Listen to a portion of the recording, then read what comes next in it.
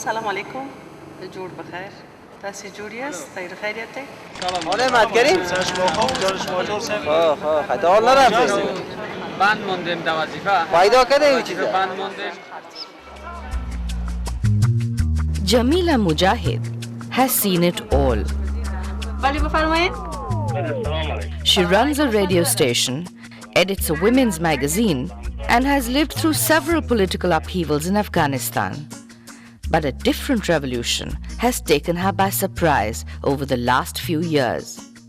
شرایطو کې یو عجیب و غریب بدلون را مخکې کړی دی دا په دې معنا چې تاسو باور وکړئ چې موږ هره ورځ په 9 ساعته نشراتو کې خپل د 200 نه تر 400 ټلیفونونه لرو او په هغې کې هم ګیلهمن دي خلک وایي چې یو ساعت کېږي موږ تاسو ته زنګ وهو او ټلیفون مو نه رخ کېږي Jamila's is just one story in the sea change that has come about in Afghanistan thanks to the telecommunication revolution, now into its 4th year. In 2002, the government-owned Afghan Telecom was the lone fixed-line operator. The amount of money required to build telecommunication infrastructure in a big country like Afghanistan, it is huge. And in the current situation, or at that time in Afghanistan, of course, the government did not have such resources. And that is the reason why we decided that an active private sector participation would be to the best advantage of our country.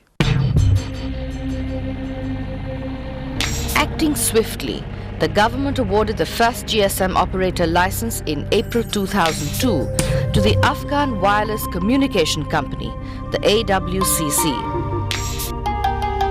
But the going was tough in the beginning.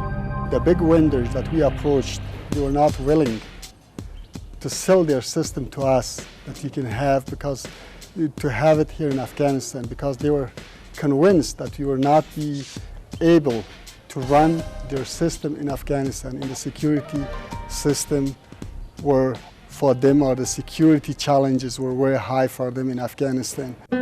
In a market where the private sector was just making its appearance, an independent regulator was the first priority. And I think the support we got from PPIF in the initial phase of defining the organization, helping us to draft the law, and also in the recruitment of some of the people for this regulatory unit, that assistance was very valuable. By 2003, more than 18,000 mobile connections had been sold. Life on the street was changing fast. Staying connected to the world was getting easier.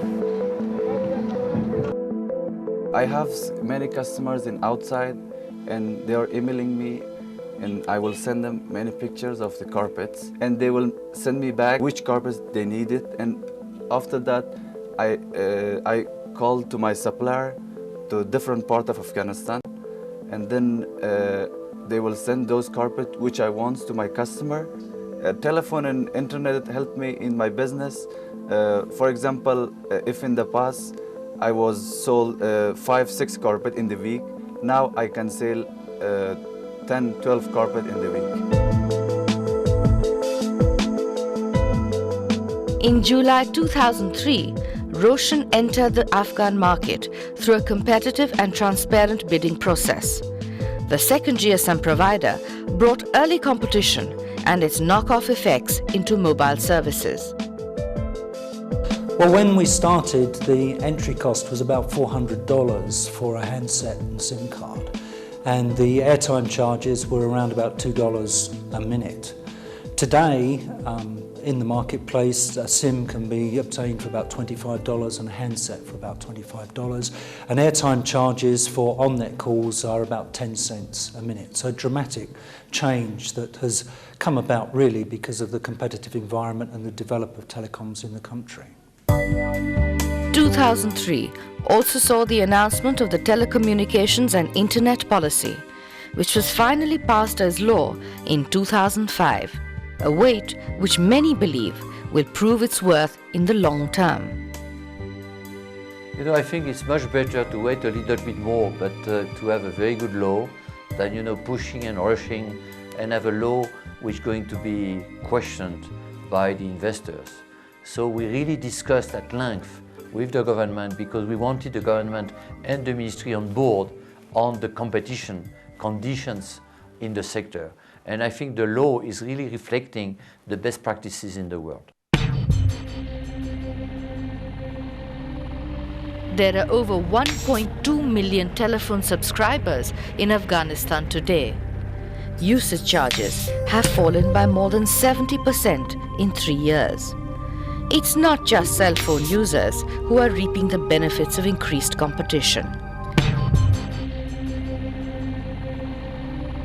Najma Hafizi has just finished high school.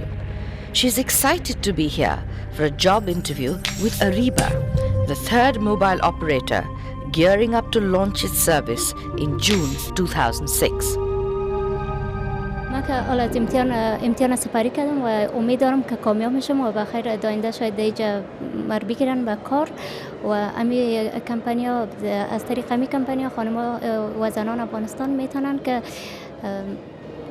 مصدر خدمت شون افغانستان. The telecom sector employs nearly 8,000 people directly today.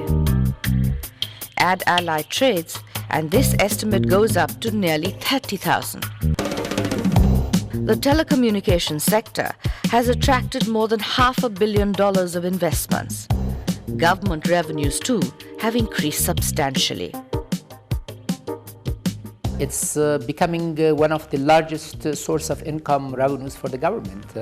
We're expecting about $40 million in business receipt tax from them. That's 10% of their sales that we're expecting to get.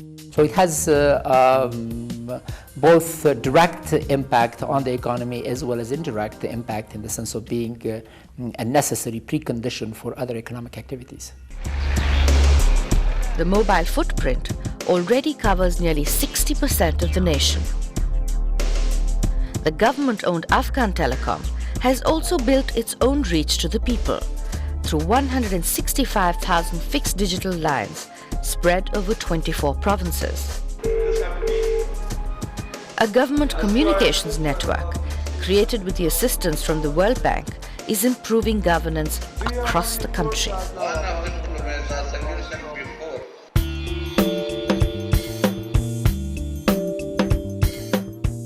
A district communication network, or DCN, linking common people across 53 far-flung districts till date, has also been built with help from USAID. Each communication kiosk has telephone, internet, and fax facilities. When completed, the DCN will reach 335 districts and serve as a springboard to reach even the most remote areas in rural Afghanistan. 2.5% of revenues from telecom operators is being set aside each year to support telecom development in rural areas.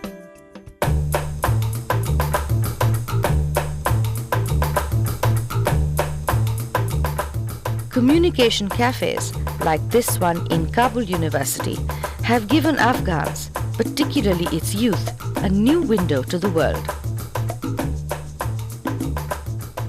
Maria Mahmoodi studies economics at Kabul University.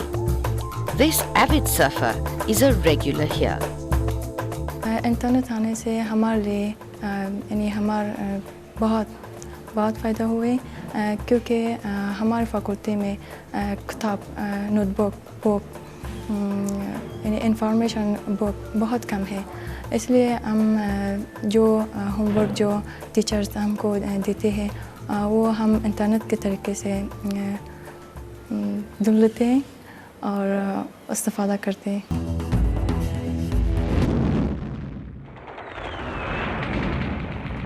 From a quarter century of war and destruction to mobile phones and recharge cards at